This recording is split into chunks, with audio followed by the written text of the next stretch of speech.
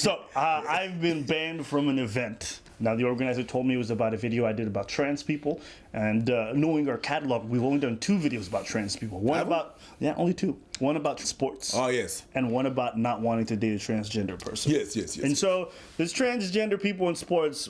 Most feminists agree with what we're saying. So I doubt it was that one. So I'm going to just assume it was the one where we first started getting flack, which was the Riley Dennis one. Yes. So, but there's a lot of that really agree with what we're saying. Sure.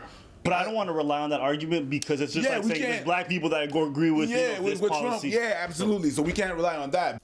Us not wanting to date trans people is not something that we've been shouting out at the top of our lungs our whole life. I've said it once in my life, and that was during that video. And the only reason I said it in that video was because Riley was accusing anybody who wasn't interested of being transphobic. Because what I've come to realize is that a lot of times people are trying to shame you into agreeing with them. Shame you, and if they can't shame you, they want to ostracize you from the overall tribe. That is the 2 things that they enjoy doing. It's why when someone is having a speech they don't like, they bang loud drums and they drown it out. When someone is saying something they dislike, they try to have that person immediately banned. So it doesn't allow for any form of discourse. It just allows for alienation. And here's why this is extremely important and why I think everybody should be listening to what we're saying is that if you haven't heard recently, people between the ages of 18 to 34 are actually now less accepting of LGBTQ people than they were over a year ago, and this dropped by over 8%. So what does that mean? That there's always this mantra that young people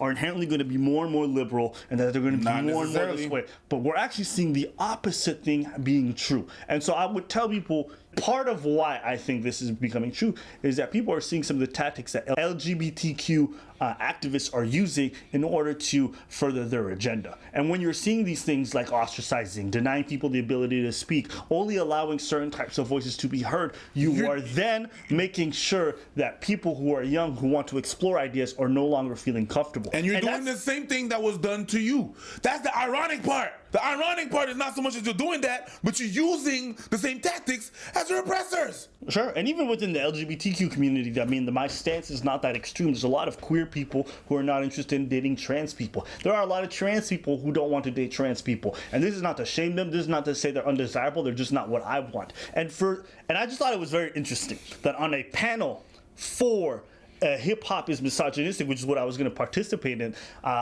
they only had queer artists for the most part. They banned me for having an opinion that 95% of men have, meaning 95% of men do not want to date a trans person.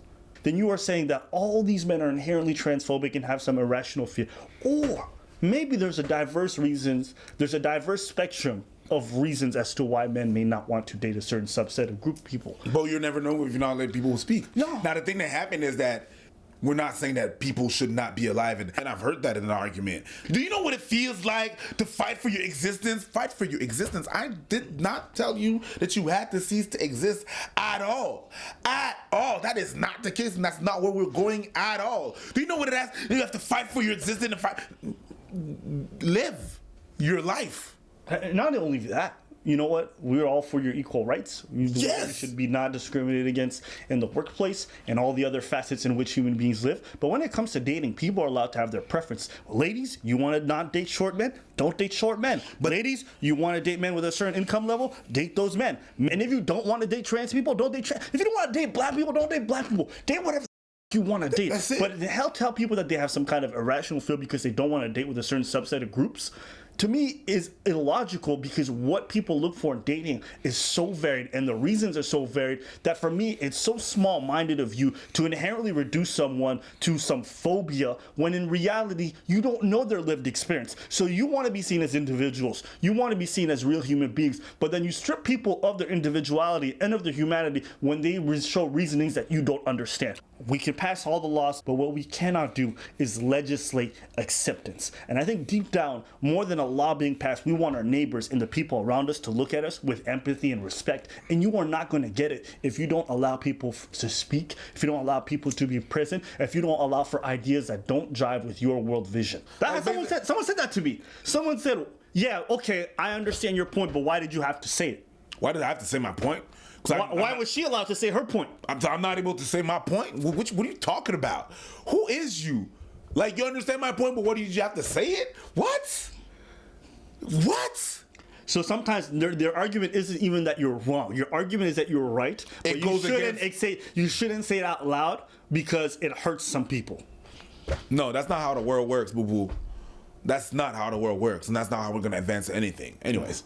And I think they're hurting me or hurting you or hurting people when they do this. But every time that these activists have come out against somebody, those people have gotten more and more reach. In fact, I think Jordan Peterson, who's someone that community really detests, has grown so big because they kept trying to protest his views. And because they tried to silence him, people took more of an interest. And so you don't even realize it, but the very views that you dislike, you're fostering their growth. You're doing the opposite. People that didn't even know who Jordan Peterson was, because of you, they know who he is and are now following him. Makes them a martyr. Yeah. No matter what their views are. You want to cancel someone, you make them a martyr. Yeah. This is what men's rights look like.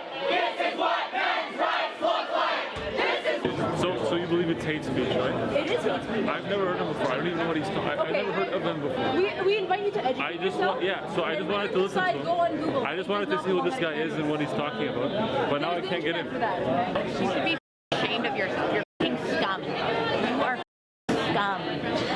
And you know what the irony is that despite being a very marginalized group and having real problems that I actually agree with, you are actually perceived from a marketing standpoint as bullies.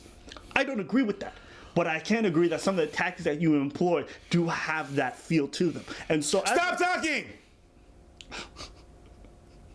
Stop talking! You shouldn't be talking right now.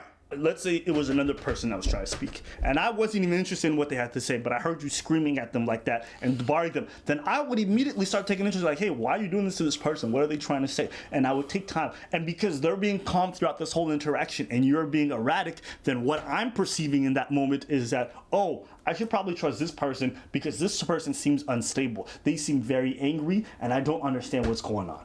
And so that's what's happening every single day. So if you want to have the progress that you claim to want to have, maybe the tactics that you're employing aren't the best one. And we always have to do this now. No, we're not saying is now we're not saying you don't have a choice. No, I know what you want. You're silencing me, sir. No, bro. You're silencing me, sir. Here's one thing I don't want to do. I do not want us to always have to say, hey, we think you're humans. Hey, we think you're good. I don't think we should have to do that every single time in order to have a conversation that's difficult. People are not that smart. I don't give a shit. Then they can live with it and they can make whatever assumptions they want. Because guess what, bro? Even when you make those disclaimers, they still make assumptions. And that's a fact. So that shit gets me mad when we have to know that. Yeah, no, I don't like the idea that just because I'm having a difficult conversation, I disagree with you, I somehow have to always reaffirm your humanity for us to have that. Oh, okay, they're not so bad. That. If you are such a baby that you can't handle the fact that we're talking about something and that we disagree with you and you have to immediately go to, oh, these guys are phobic, oh, they want to deny me my humanity, then you're not interested in having a conversation and I don't need to talk to you. That's it. Because I want you to respond to what I said, not what you're inferring based off what I didn't say. So if they want to infer that we don't want their, then let them infer what they want. That's not my job. So that's not my job. Is you done? Is you? I get it. Is you?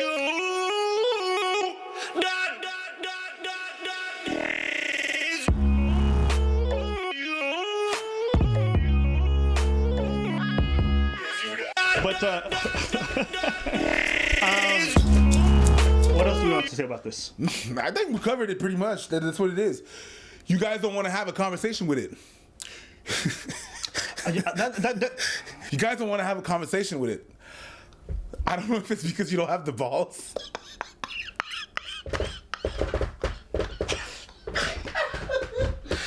On one hand, me wanting a specific set of genitals makes me shallow and reduces people to their genitals and is unnecessary. On the other, trans people are constantly trying to get surgery in order to be the assigned sex that they want to be. And so I just think it's interesting that on one hand, you say it's insignificant for me, but for you guys, it's such an important transition to have. It's not all the trans, but yeah, I get what you're saying. I mean, they even differentiate between post-op and pre-op. So... There's post-op and pre-op. Is there never op? Like, we're not even getting this conversation. Pre-op is just like saying this is another topic Pre-op is That's saying not that you're even- gonna have but if you're not gonna have the operation, it's like I'm never op. All right. I'm never upping on that. All right. I just realized what I just did. I just realized.